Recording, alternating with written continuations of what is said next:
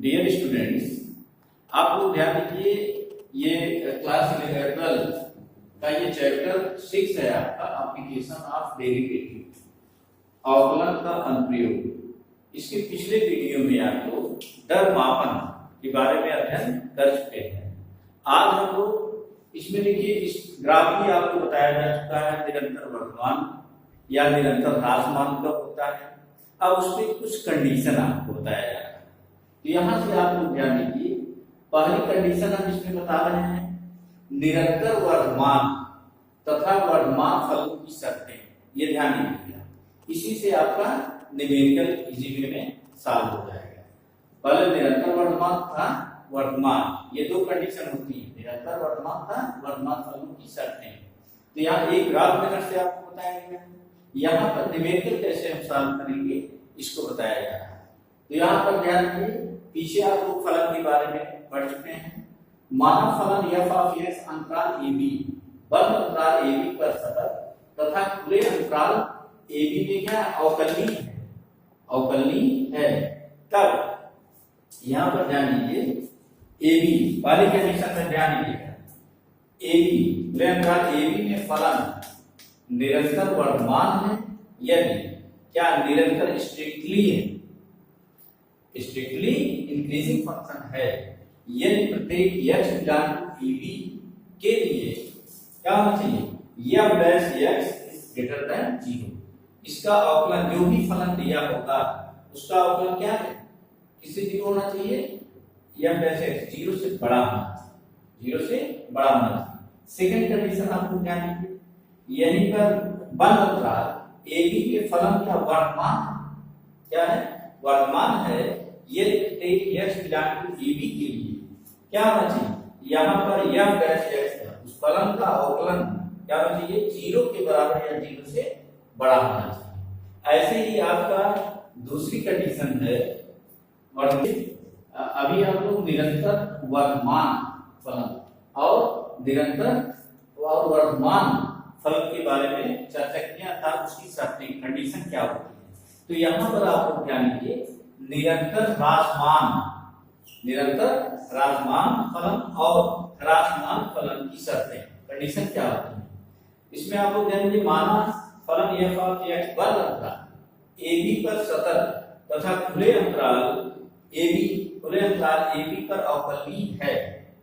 तो आपकी पहली कंडीशन इसमें जब फलन हमारा क्या होगा, निरंतर ह्रासमान फलन होगा, f ऑफ x ab खुले अंतराल ab में निरंतर ह्रासमान फलन है यदि इसका अवकलन f डैश x फलन का अवकलन क्या होना चाहिए, 0 से छोटा होना चाहिए। यहाँ पर सेकंड कंडीशन आपको ध्यान, फलन f ऑफ x ab बंद अंतराल ab में ह्रासमान फलन है, इंक्रीजिंग है, इंक्रीज फंक्शन है, यदि कंडीशन क्या होना चाहिए, f dash x is less or equal to 0। देखिए आप लोग प्रश्नावली 6.2 का क्वेश्चन नंबर 1, अभी जो कंडीशन आपको बताया गया वर्तमान निरंतर वर्तमान फलन और वर्धमान फलन, निरंतर ह्रासमान फलन और ह्रासमान फलन, उसी पर आप लोग निवेदन करना है। आपकी प्रश्नावली 6.2 उस बेस पर आधारित है। इसका क्वेश्चन नंबर फर्स्ट आपको ध्यान दें, सिद्ध कीजिए, बहुत इजी है, केवल कॉन्सेप्ट इसका ध्यान दें। सिद्ध कीजिए r मतलब रियल नंबर पर f of x equal to 3x plus 17 से प्रदत्त फलन निरंतर वर्धमान फलन। अब यहाँ पर ध्यान दीजिए, क्या निकालना है, निरंतर वर्धमान की कंडीशन। अभी हम आप निरंतर वर्धमान की कंडीशन हम बताए हैं कि उसका अवकलन क्या होना चाहिए, उसका अवकलन 0 से छोटा बड़ा होना चाहिए, निरंतर वर्धमान के लिए 0 से बड़ा होना चाहिए। अब इसके सॉल्यूशन पर आप लोग ध्यान दें, सॉल्यूशन पर क्योंकि दिया क्या गया फलन आपका f ऑफ x, तो f of x equal to f of x equal to 3x plus 17 अवकलन आपको ध्यान दें, अवकलन पीछे आप पढ़ सकते हैं। इसका एक बार अवकलन कर लें दोनों पक्षों का, तो यहाँ पर आपका f dash x equal to यहाँ पर 3x है, x का x के सापेक्ष अवकलन क्या होता है? 1 होता है। ये आप लोग 11th में भी पढ़ चुके हैं, 12th में भी पढ़ाया जा चुका है। तो यहाँ आपका 3 होगा। फिर ये आपका कांस्टेंट टर्म है, कांस्टेंट टर्म का अवकलन क्या होता है? डिफरेंशियल 0 होता है। तो आपका क्या आ गया? 0। अब यहाँ पर ध्यान दीजिए, 3 क्या है? 0 से बड़ा है या 0 से छोटा है? 3 ऑलरेडी 0 से बड़ा है, यहाँ पर ग्रेटर देन 0, 0 से बड़ा है, इसलिए दिया गया फलन f ऑफ x, इसलिए दिया गया फलन f ऑफ x इस पर रियल नंबर पर x बिलोंग टू r पर for all x belong to r पर क्या होगा? पर निरंतर वर्तमान, क्या है? निरंतर वर्तमान फलन, पर निरंतर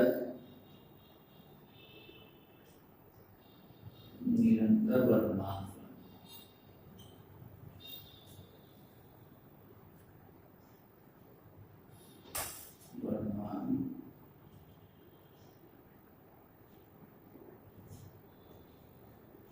फलन।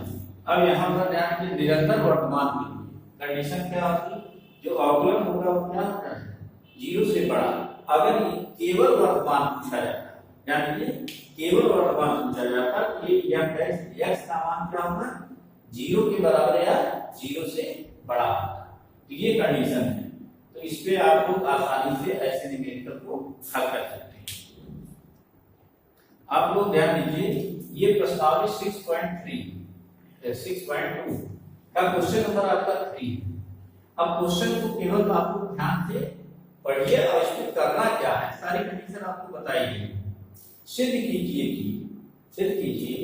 f of x equal to sin x, ये कौन सा फलन है? त्रिकोणमितीय फलन। f of x equal to sin x एक प्रदत्त फलन। अब देखिए इसमें 3 कंडीशन दिया गया है। पहली कंडीशन क्या निकालना है आपको? 0 से 0, π/2 में निरंतर वर्तमान फलन। b1 हमें क्या निकालना है? π/2 से पाई, π/2 में निरंतर ह्रासमान फलन। और इसमें सी में ध्यान दीजिए, 0 से π/2, π/2 से पाई, फिर आपका 0 से पाई निकालना है। 0 से पाई में निरंतर न तो वर्तमान है न ही ह्रासमान है। बहुत अच्छा क्वेश्चन है तो ये बहुत इंपॉर्टेंट क्वेश्चन भी आपको बोर्ड के लिए इंपॉर्टेंट क्वेश्चन है। तो इसमें सारी कंडीशन आपको बताई जा चुकी है। एक कंडीशन इसमें देखिए, इसके सॉल्यूशन पर आप ध्यान दें। इसका सॉल्यूशन पहले तो हम इसका अवकलन निकालें। तो दिया गया फलन इसका क्या है? x के सापेक्ष अवकलन। क्योंकि दिया गया फलन आपका क्या है? f of x equal to कितना है? sin x। f of x equal to sin x। अब यहां से ध्यान दीजिए, इसका एक बार अवकलन निकालें। क्या? एक बार अवकलन तो क्या हो जाएगा? f dash x equal to कितना होगा? cos x। कितना है? cos। अब अंतराल ध्यान रखिए, क्या किया? 0 से π/2। अब देखिए क्या 0 से π/2 में ये f डैश x का मान 0 से बड़ा है। अब इसी को आप कॉन्सेप्ट ध्यान दीजिएगा, इस पर निकालना है 0 से π/2। 0 से π/2 के बीच में कौन सा आ रहा है आपका? 0 से 90 के बीच में 30 अंतर है। एक बिंदु पर अगर निकाल दें तो आपका फलन ध्यान दीजिए कितना है? cos x आया है। f डैश x की वैल्यू कितनी आई है? f dash x equal to cos x। अब यहां से आप ध्यान दीजिए, अगर x की वैल्यू क्या है? x किसके बीच में होना चाहिए? 0 से π/2 के बीच में, अर्थात π/2 90 के बीच में लेंगे तो आपका क्या है? 30 अंश दिया जाता है। तो 30 अंश, अगर x की वैल्यू यहां पर 30 अंश रखी है, 30 अंश अर्थात cos 30 की वैल्यू रेडियन में हम रखते हैं तो cos कितना होगा? इसी को लिख सकते हैं cos π/6। अब cos 30 अंश का मान क्या होता है? यानी cos 30 अंश की वैल्यू आपकी क्या होती है? √3/2। कितना होगा? √3/2 होती है। अब 3/2 ध्यान दीजिए, ये क्या आपका 0 से बड़ा है? ये इसका कॉन्सेप्ट है। तो ये आपका ये क्या है? ये 0 से आपका बड़ा है। अर्थात दिया गया फलन का अवकलन क्या है, ये 0 से बड़ा, क्या 0 से बड़ा है, अर्थात दिया गया फलन क्या है 0 से पाई बाई 2 में निरंतर क्या होगा, वर्तमान, क्या होगा, निरंतर वर्तमान फलन। तो अब यहां से ध्यान दीजिए, अब निकाल लेंगे यहाँ पर 0 से पाई। अब यहाँ पर चूंकि ऐसा दिखाते हैं f dash x is greater than 0, इससे 0 से बड़ा है, फॉर ऑल इस पर for all x belong to अंतराल क्या दिया गया आपका 0 से पाई बाई 2, 0 से पाई बाई 2 ये आपका अंतराल दिया गया, अर्थात इस पर इसका अवकलन क्या 0 से बड़ा है, तो इस अंतराल पर दिया गया फलन आपका क्या होगा, ये निरंतर वर्तमान फलन, क्या होगा, निरंतर वर्तमान फलन होगा। अतः यही हम दिखा सकते हैं, अतः आपका क्या हो जाएगा, अतः f ऑफ x फलन आपको कितना दिया गया है, f of x equal to sin f of x is equal to sin x किसमें 0 से पाई बाई 2 में, 0 से पाई बाई 2, 0 से पाई बाई 2 में निरंतर वर्तमान में, निरंतर वर्तमान, निरंतर देखिए 0 से पाई बाई 2 में निरंतर वर्तमान फलन है। इसका कॉन्सेप्ट आप लोग ध्यान दीजिएगा, वर्तमान फलन है, जब इसका मान, इसके अवकलन का मान क्या 0 से बड़ा होगा तो वो दिए गए बिंदु पर दिया गया फलन आपका क्या होगा, निरंतर वर्तमान होगा, अगर छोटा होगा तो क्या होगा, निरंतर ह्रासमान होगा। लेकिन तीसरी कंडीशन एक दी गई है, 0 से पाई में न तो वर्तमान है न तो ह्रासमान है, तो जब आप लोग ध्यान दीजिए 0 से पाई बाई 2 में निरंतर वर्तमान है, पाई बाई 2 से पाई में क्या है, निरंतर ह्रासमान अगर निकालते हैं तो आपका 0 से पाई में क्या होगा, यह न तो वर्तमान होगा न तो ह्रासमान होगा। अब कोई जरूरी नहीं है, कंडीशन आपको बताई जा चुकी है, निरंतर वर्तमान फलन या निरंतर वर्तमान फलन क्या है, वर्तमान फलन हो सकता है, लेकिन कोई जरूरी नहीं है वर्तमान फलन क्या है, निरंतर वर्तमान हो सके। ऐसा ही ह्रासमान में होता है, निरंतर ह्रासमान फलन क्या होता है, वर्तमान फलन हो सकता है, लेकिन कोई जरूरी नहीं है ह्रासमान फलन निरंतर ह्रासमान फलन हो। तो ऐसी कंडीशन में आप लोग, ये आपका क्वेश्चन नंबर कौन सा है, इसका तीसरे का ए पार्ट, तीसरे का ए पार्ट। अब आप लोग ध्यान की इसके बी पार्ट पर है, सेम उसी तरह इसमें भी निकाल लेंगे, क्या इसका अवकलन निकाल लेंगे। अब मेन हमें इस पे फोकस किस पे करना है, तीसरे पार्ट पर, दूसरा तो आसानी से हम निकाल सकते हैं। तो इसके सॉल्यूशन पर ध्यान दें, सॉल्यूशन इसका बी पर आपका दिया गया फलन, वही दिया गया फलन आपका क्या है, f of x equal to कितना है, sin x, और इसका अवकलन निकालना है, इंप्लाइज कितना होगा, f dash x equal to कितना हो गया, cos x। अब ये cos x जान लीजिए किस अंतराल, 0 से पाई बाई 2 से पाई में, 0 से पाई बाई 2 में देखिए ये क्या 0 से बड़ा है या 0 से छोटा है, अगर बड़ा तो निकालना है वर्तमान, यहाँ क्या निकालना आपका निरंतर ह्रासमान। तो यहाँ पर आप अब आइए इस बिंदु पर देखते हैं कि दिया गया फलन क्या है, 0 से छोटा है या 0 से बड़ा है। तो यहाँ आपका फलन अंतराल क्या दिया है, फलन आपका दिया है f डैश x, कितना आया है, f dash x equal to cos x। तो यहाँ देखिए अंतराल आपका दिया गया है पाई बाई 2 से पाई, तो यहाँ पाई बाई 2 से पाई इस पर निकालते हैं। अब पाई 90 से 180 के बीच में निकालते हैं, तब यहाँ x की वैल्यू जरा रख देखिए, इसकी वैल्यू क्या है, 0 से छोटी है या 0 से बड़ी है। तो 90 और 180 के बीच में ध्यान के 120 अंश भी आता है, कितना आता है, 120। अगर यहाँ 120 अंश हम रखते हैं तो f डैश x की वैल्यू क्या निकलेगी, तो f dash x equal to कितना होगा, क्लास 120 है, क्लास 120। और इसको हम क्या लिख सकते हैं, क्लास, इसको 90 प्लस 30 करते हैं, कितना करते हैं 90 प्लस 30। और क्लास 90 प्लस 30 ऐसे चतुर्थांश में आ रहा है, ये आपका द्वितीय चतुर्थांश। और क्लास वहां पर क्या होता है, ऋणात्मक होता है, तो माइनस कितना आ जाएगा, और 90 में द्वितीय अनुपात बदल जाता है, तो ये आपका आ जाएगा माइनस साइन 30, माइनस साइन 30। और साइन 30 की वैल्यू क्या है, -1/2 आ जाएगा, क्या है -1/2। तो इस अंतराल में आपका दिए गए फलन के अवकलज का मान क्या है, 0 से छोटा अर्थात ऋणात्मक आना। तो इस बिंदु पर यह क्या होगा, ह्रासमान, निरंतर ह्रासमान। तो यहीं पर आप ध्यान से इंप्लाइड यही हम दिखा रहे हैं, f dash is less than 0। क्यों 0 से छोटा क्यों हो रहा है, यहाँ पर कंडीशन आपको फॉलो किया जा रहा है। यह अतः यही हम दिखा रहे हैं, अतः आपका फलन, अतः फलन f of x equal to sin x किस बिंदु पर, पाराल x बिलोंग टू आपका पाई/2 से पाई/2 से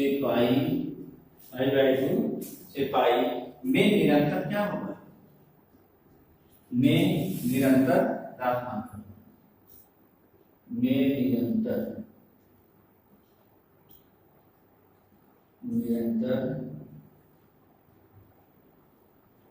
ह्रासमान।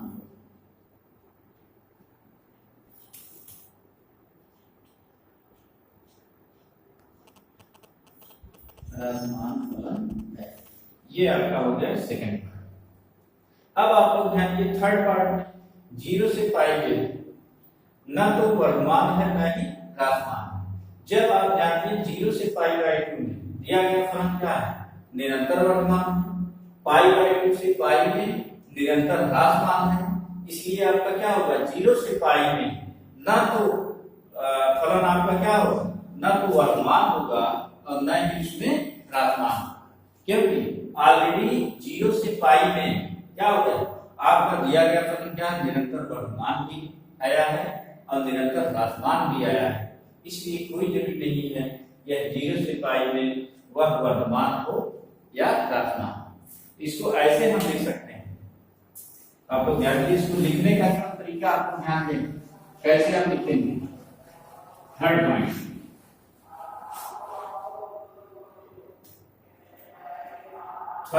पर ध्यान दीजिए। अब यहाँ पर देयरफॉर किस बिंदु पर, क्योंकि आपका 0 से पाई/2 में फलन क्या है, फलन 0 से पाई/2 में फलन निरंतर वर्धमान है, निरंतर वर्धमान है,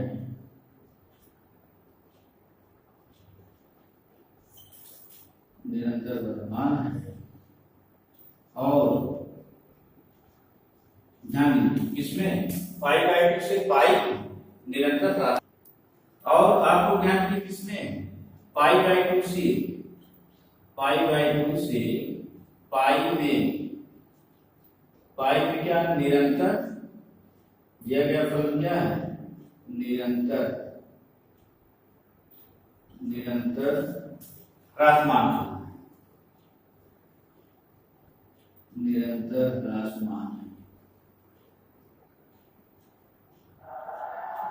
ह्रासमान है, इसलिए क्या है, या यही आता है, अतः आपको ध्यान दिए इसमें 0 से पाई में फलन न तो क्या होगा, न तो वर्धमान है न ही ह्रासमान, न वर्धमान है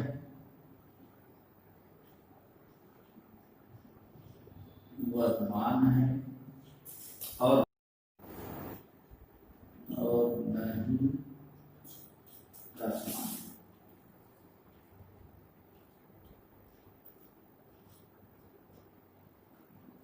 ह्रासमान है। अब आप लोग ध्यान दीजिए, नेक्स्ट वीडियो में इसी का क्वेश्चन और हल कराएंगे। 6.9 का